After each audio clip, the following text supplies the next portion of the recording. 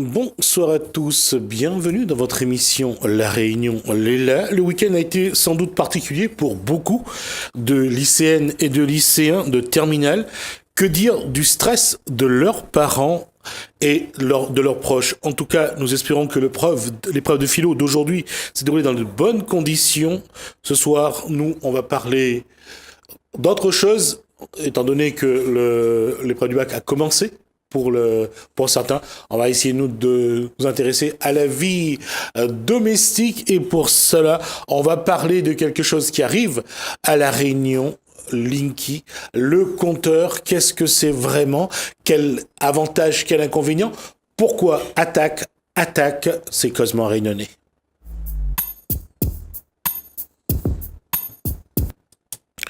Didier Bourse, bonsoir. Juste avant, le bac, ça vous rappelle les souvenirs? Je crois que le bac, c'est un moment qui vraiment nous touche tous, hein. Quand on a la chance de pouvoir le passer, parce que c'est pas aussi le diplôme de chacun d'entre nous. Il y a des élèves qui passent le CAP et c'est très bien pour eux aussi. Tout à fait, c'est tout à fait un diplôme professionnel tout à fait nécessaire, au même titre que le bac. Donc il faut penser à tous les diplômes, le bac et les autres. Oui, je te rappelais que c'est Napoléon, je crois, qui a institué Absolument. Le bac. Donc, alors, je n'ai pas eu les sujets de philo. C'était quoi à l'époque les sujets de philo qu'on avait, nous, à notre époque? Écoutez, moi je n'ai pas eu la chance de passer un bac philo, justement, une épreuve de philo, parce que j'étais dans un professionnel. Et donc, j'ai commencé comme ça, c'est appelé BEP, et puis après on a continué. Et donc moi j'étais dans un bac technologique. De toute façon, on voit que les métiers manuels reviennent aujourd'hui au goût du jour, de par le contexte économique, et c'est vrai qu'il y a plus de certitude lorsqu'on sort d'une formation professionnelle, plutôt que d'être dans un circuit général où c'est vrai qu'il y a beaucoup de débouchés, mais il y a aussi beaucoup d'incertitudes.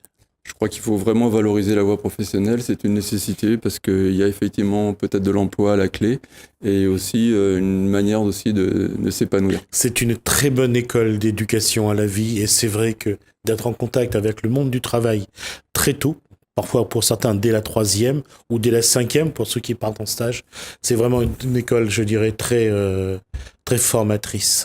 Oui, qui peut être vraiment valorisante et puis vraiment où on peut s'exprimer au niveau de ses capacités à la fois manuelles et intellectuelles. D'ailleurs, c'est en BEP professionnel qu'on apprend l'électrotechnique et on va parler, puisqu'on va parler d'électricité. Tout à fait. Alors, Didier Bourse, Attaque a fait cette manifestation devant la mairie de Saint-Leu, faire en sorte de sensibiliser les gens à ce qui arrive à La Réunion, c'est ce compteur Linky.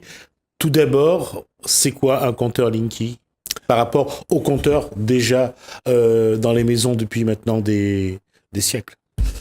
Écoutez, déjà, il faut préciser le mot Linky, parce que à La Réunion, il ne s'appelle pas comme ça, mais on l'appelle le Linky parce que, en fait, ce compteur, c'est le nom qui est approprié en France métropolitaine. À La Réunion, c'est Sagemcom, c'est la même chose, mais il ne porte pas le nom de Linky, donc il faut être très clair. Le Linky est vert fluo et celui qu'on pose à La Réunion, il est blanc.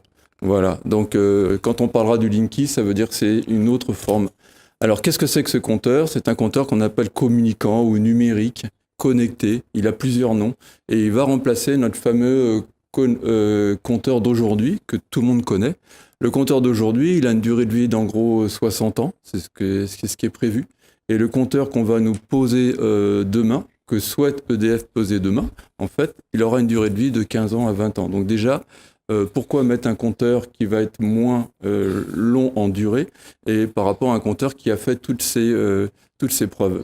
Eh bien parce qu'en fait, EDF pense qu'il est nécessaire de connecter chacun d'entre nous avec un grand serveur géant dans lequel il va pouvoir récupérer un certain nombre de données. Et pour nous, déjà, c'est le premier risque, c'est-à-dire qu'en fait, il y a une atteinte à notre vie privée par le fait que nous allons connecter, je dirais presque de force, puisque EDF va en donner un caractère obligatoire sur la pose de ce compteur. Alors pour nous, le caractère obligatoire est tout à fait contestable. Tout d'abord parce que normalement, cette décision de changer les compteurs doit passer par l'accord de la municipalité. Chaque municipalité doit donner son accord par rapport à la pose de ce compteur. Alors, Attaque a donc écrit à toutes les municipalités de La Réunion pour leur demander est-ce qu'ils avaient bien donné cet accord EDF. Je dois vous dire qu'on a fait un courrier avec accusé de réception, nous avons eu les retours, mais malheureusement, aucune municipalité ne nous a répondu. Or, pour nous, la pose de ce compteur nécessite un vrai débat public. Pourquoi ? Parce que chaque citoyen s'engage quand il reçoit ce compteur. Pourquoi ? Parce que d'abord, c'est un problème de santé. Ce nouveau compteur électrique qui va être posé chez vous, si vous l'acceptez, eh bien, induit des ondes électromagnétiques. Ces ondes électromagnétiques, vous l'avez dans votre box, sur votre Wi-Fi. Vous en avez déjà chez vous. Votre micro-ondes vous apporte ces ondes. Mais là, vous allez en rajouter et elles seront de toute façon incontestables puisque vous ne pouvez pas normalement vous y opposer puisque le EDF vient vous l'imposer. Donc nous pensons que ça, c'est un problème de santé publique et on doit pouvoir dire non. Non, moi peut-être je suis hypersensible à ces ondes-là. Il y a des gens qui sont hypersensibles et leur vie est complètement modifiée par rapport à ces ondes. Donc nous disions d'abord, pensons aux gens qui peuvent être hypersensibles à ces ondes. Et de toute façon, nous rajoutons des ondes à des ondes qui existent déjà. Donc nous pensons que là, vraiment, on a le droit de dire non. On est en droit de dire non. Et effectivement, on est en droit de dire non à ce compteur. Ça, c'est le premier point, problème de santé. Le deuxième point, c'est un problème pour nous important, c'est un problème de surcoût de la facture EDF. En effet, on constate, puisque en France métropolitaine, il y a déjà 8 millions de ces compteurs qui ont été posés, et aujourd'hui, des collectifs anti-Linky se mettent en place sur tout le territoire, parce qu'en fait, on s'est aperçu qu'en posant ces compteurs, on avait aussi une facture qui était modifiée, et bien sûr, malheureusement, à la hausse. Et on s'étonne de cette modification de facture EDF. Aujourd'hui, il y a des facturations qui vont jusqu'à plus de 30%. Vous avez qu'à regarder sur le site, vous verrez des exemples très précis là-dessus. Et en fait, pourquoi ? Parce qu'en fait, ce nouveau compteur disjoncte de manière beaucoup plus sensible. Et il se trouve que donc, on vous modifie votre tranche EDF, de consommation d'électricité, et en fait, vous vous retrouvez avec des factures plus élevées. Ou alors, il y a des choses qui sont quasiment pas, on n'arrive pas à justifier et on trouve qu'il y a une surfacturation. Donc ça, c'est vraiment un problème. Et alors, on se demande pourquoi. Quel est l'intérêt d'avoir une facturation plus élevée ? Qu'est-ce qui se passe ? Puisqu'en effet, EDF, au départ, propose ces compteurs pour, je dirais, surveiller votre consommation et que vous-même, vous soyez en connaissance avec votre facturation, avec votre consommation EDF. Et en fait, on constate que EDF, malheureusement, est à la fois juge et arbitre dans cette opération. C'est une opération, il faut le rappeler quand même, qui va coûter 5 milliards. 5 milliards d'euros, c'est-à-dire autant que le déficit de la sécurité sociale en 2017. Donc, vous voyez ce qu'on fait avec 5 milliards. L'analogie est intéressante, effectivement. Elle est particulièrement intéressante quand on voit qu'aujourd'hui, les gens qui font des grèves de la faim pour conserver des postes dans les hôpitaux, et qu'aujourd'hui, on va dilapider 5 milliards qui, normalement, sont faits pour économiser de l'énergie, mais ça reste à prouver. 5 milliards sont financés par l'État ? 5 milliards qui sont financés, normalement, avec des prêts particuliers qui sont donnés à EDF, et c'est là qu'il y a un vrai souci. Parce qu'on se dit, mais comment ça se fait qu'on met 5 milliards dans des nouveaux compteurs ? Et on constate, à réflexion, et c'est pas moi qui le dis, mais c'est la Cour des comptes, que EDF va avoir un profit particulièrement généreux sur cette opération. Pourquoi ? Parce que en fait, EDF a contracté un prêt à 0,7% pour ces 5 milliards. 0,7%, ce qui quand même, on aimerait bien avoir des prêts de ce type-là. Et elle va se faire rembourser à un taux de 4,6%. Ce qui fait, vous voyez vite le bénéfice, il est de 500 millions. Alors tout ça, vous le trouverez dans le rapport de la Cour des comptes, rapport annuel 2017. Donc la Cour des comptes dénonce cette opération, faut quand même c'est quand même pas rien la Cour des comptes, et dit qu'il y a vraiment mal donne. Mal donne en termes de santé publique parce que nous ne sommes pas assez informés sur cette situation, et mal donne en termes de gaspillage financier. Alors ce gaspillage financier, il est double, puisque on va avoir, en fait, il y a 35 millions de compteurs qui vont être changés sur tout le territoire de France métropolitaine et Outre-mer. 35 millions, c'est énorme. À La Réunion, c'est 400 000 compteurs. Et aujourd'hui, on en a posé 6000 seulement. Donc vous voyez, il y a encore de la marge. Mais aujourd'hui, à La Réunion, ce qu'il faut savoir, c'est que l'opération se met en place depuis fin 2017 seulement, alors qu'en métropole, on a commencé en 2015. Eh bien, cette opération, il faut bien voir qu'en changeant tous les compteurs de chacun des consommateurs, eh bien, nous allons avoir un gaspillage phénoménal, c'est bien sûr les anciens compteurs. Que va-t-on faire des anciens compteurs ? Et là, pour les chiffres qu'on a obtenus, en gros, il y aurait peut-être entre 50 et 80% qui pourraient être recyclables, mais vous avez quasiment plus de 20% qui ne seront pas recyclables. Et là, c'est quand même 35 millions de compteurs qui sont concernés. Donc double gaspillage financier et gaspillage en termes environnementaux par rapport à tous ces anciens compteurs. Donc pour nous, on considère qu'aujourd'hui, cette action qui pourrait paraître peut-être presque dérisoire, en se disant mais qu'est-ce que Attac va faire sur les problèmes de compteurs électriques ? Mais pour nous, c'est une opération qui est particulièrement significative de quelque chose qu'on nous impose. Donc en fait, en termes de démocratie, il y a vraiment un souci. Alors qu'on devrait avoir un débat public sur un élément aussi important qui va rentrer dans notre vie quotidienne, et d'autre part sur un problème de gaspillage financier. Il faut savoir aussi qu'il y a des risques sur ces compteurs. Malheureusement, aujourd'hui, on a connu, vous pouvez le voir aussi en recherchant dans les sites, des risques d'incendie de ces compteurs, parce que c'est des nouveaux compteurs qui sont posés par des sous-traitants, pas toujours très bien, et il y a eu des incendies. Et en fait, pourquoi je parle des risques incendies, c'est qu'on ne connaît pas vraiment qui est responsable dans cette opération. Ah bon ? Parce que le compteur appartient à la collectivité normalement, c'est-à-dire c'est la mairie ou l'intercommunalité qui est propriétaire du compteur. Mais après, c'est EDF qui a la concession. Et puis lequel EDF va passer par un sous-traitant pour poser. D'accord. Donc, qui est responsable de l'incendie ? Et aujourd'hui, ça reste vraiment un problème. Il y a un vide juridique. Il y a un vide juridique. Et sur cette phase-là, nous, on alerte. On alerte en disant que effectivement, les mairies vont peut-être un peu vite en besogne en se disant la concession, on la laisse EDF et on laisse faire. Mais est-ce que c'est pas encore la mairie qui va être responsable en cas de sinistre dans les habitations ? Donc vraiment, nous, on soulève le problème et on dit que les citoyens aujourd'hui peuvent réagir. Alors, comment on réagit à ce problème-là ? Eh bien, on réagit d'abord en s'informant, on prend position, c'est-à-dire nous, on donne les éléments.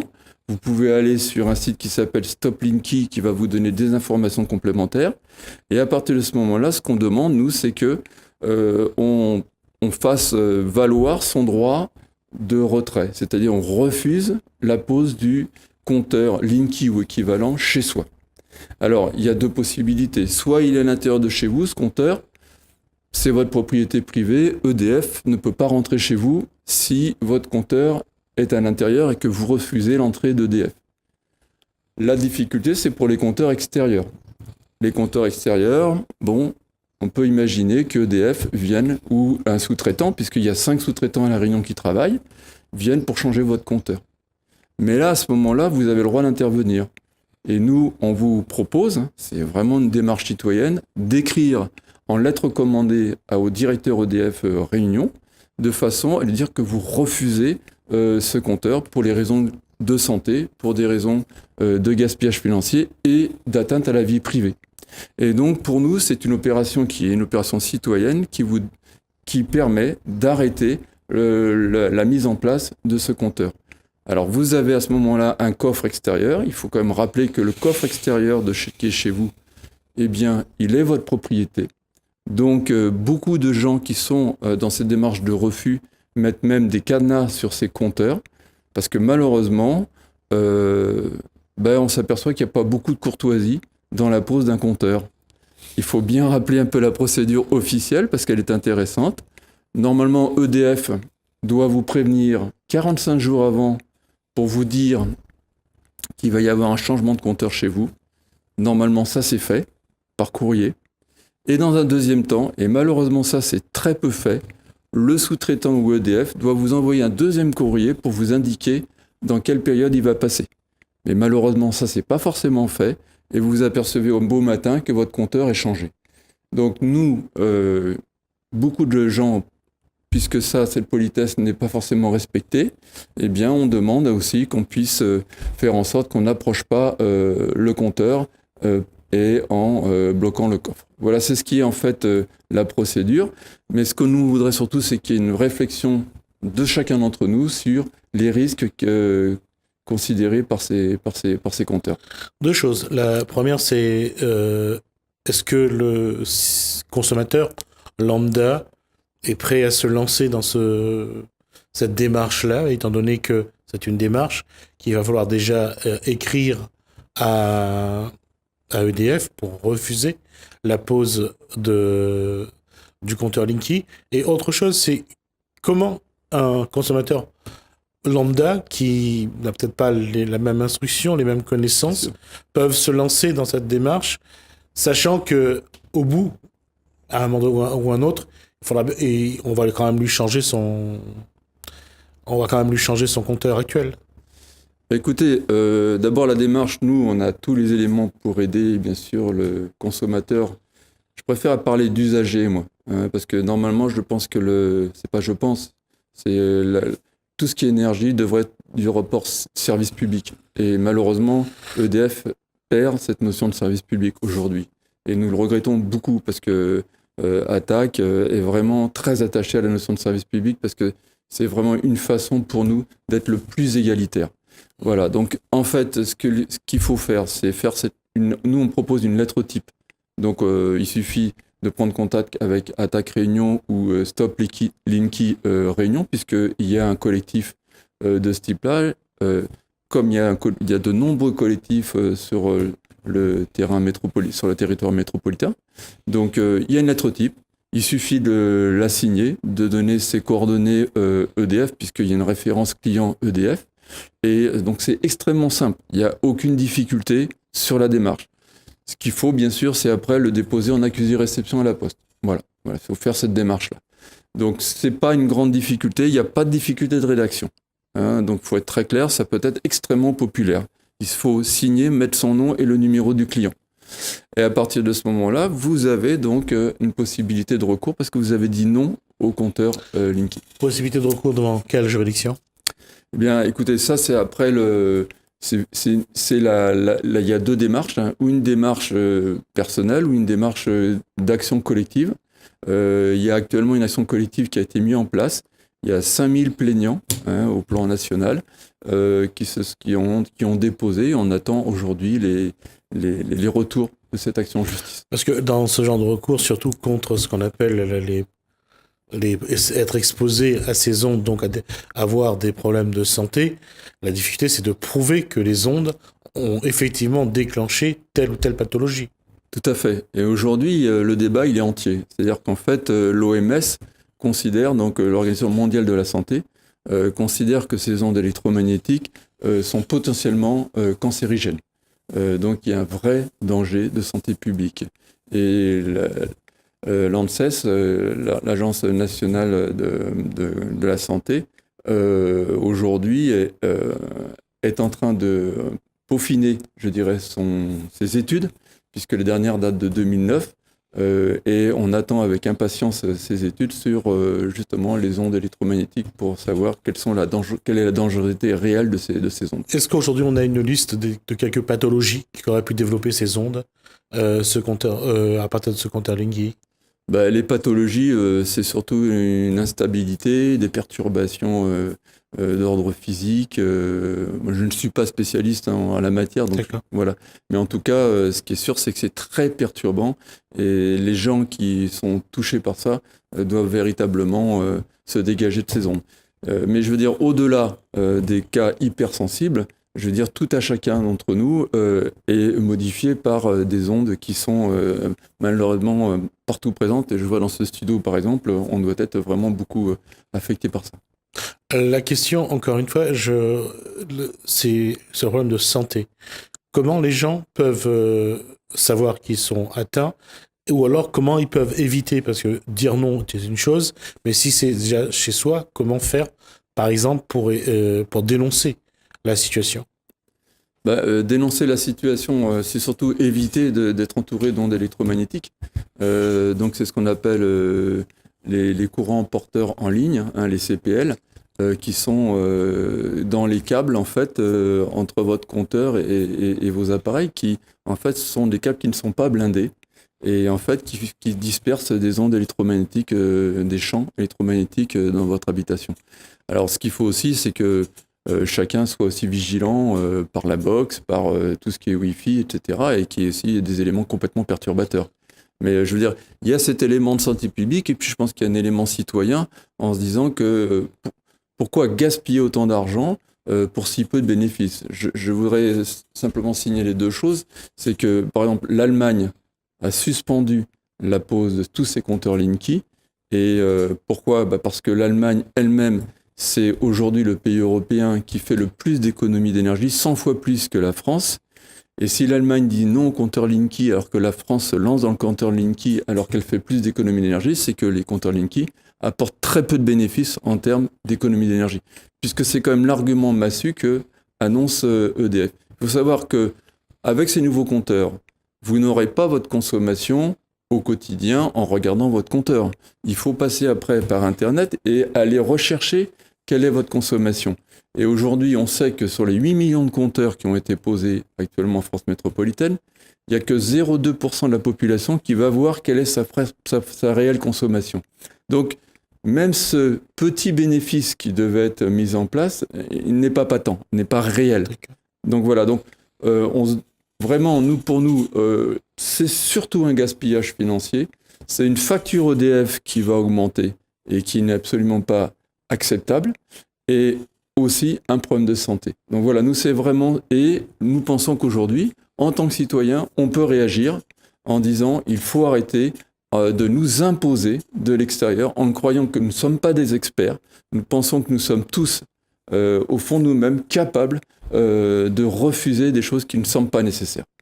Alors si le public veut essayer de vous joindre pour avoir plus d'informations, eh bien, on peut joindre Attaque Réunion par son site, par Facebook, et aussi Attaque Réunion par l'email.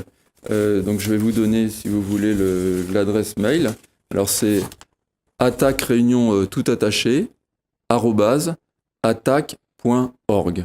Et pour le collectif Linky, c'est stop-linky974 @list.attaque.org.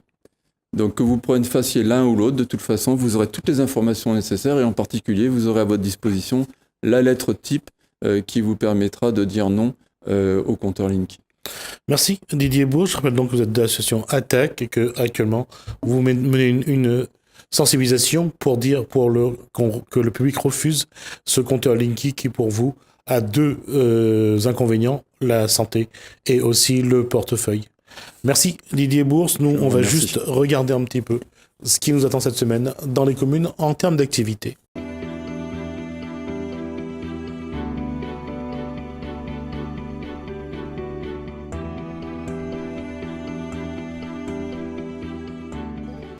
Saint-Louis, l'association Notre l'Avenir, l'est à nous et le contrat de ville vous propose Viens bouger dans le quartier Rochemaigre. Profitez gratuitement de cours de cuisine et différentes activités sportives jusqu'au 23 juin. Info au 0692 19 70 35. Saint-Louis, l'association Kervegen organise la fête de la musique le 23 juin de 14h à 20h à la rivière Saint-Louis. Étang Salé, Famille Espoir vous convie à la cour du aux Réunions le 24 juin, l'étang Salé, derrière Aquatis. Saint-Denis, la ville vous propose une séance d'aérobic en plein air le 29 juin de 18h à 19h sur l'esplanade Antoine Seri de Champfleury. Gratuit et ouvert à tous. Info 0262 20 39 00. Le tampon vous êtes convié à une exposition de peinture de Charlie Lesquelin, l'écume dans le ciel jusqu'au 30 juin dans la galerie artisanale à l'entrée de la cité du volcan. Le tampon vous êtes convié à une exposition de Béatrice Hicham, métissage jusqu'au 30 juin dans la galerie artistique de la cité du volcan. Saint-Denis, la ville vous propose une séance d'aérobic en plein air le 6 juillet de 18h à 19h sur l'esplanade Antoine Seri de Champfleury, gratuit et ouvert à tous. Info 0262 20 39 00. Étant Salé, Indira Concept organise la fête des enfants le 14 juillet de 7h à 19h à Croc Park. Info 0692 14 37 29. Saint-Paul, la ville vous convie à l'exposition Marronnage, refuser l'esclavage à l'île Bourbon au XVIIIe siècle jusqu'au 31 décembre.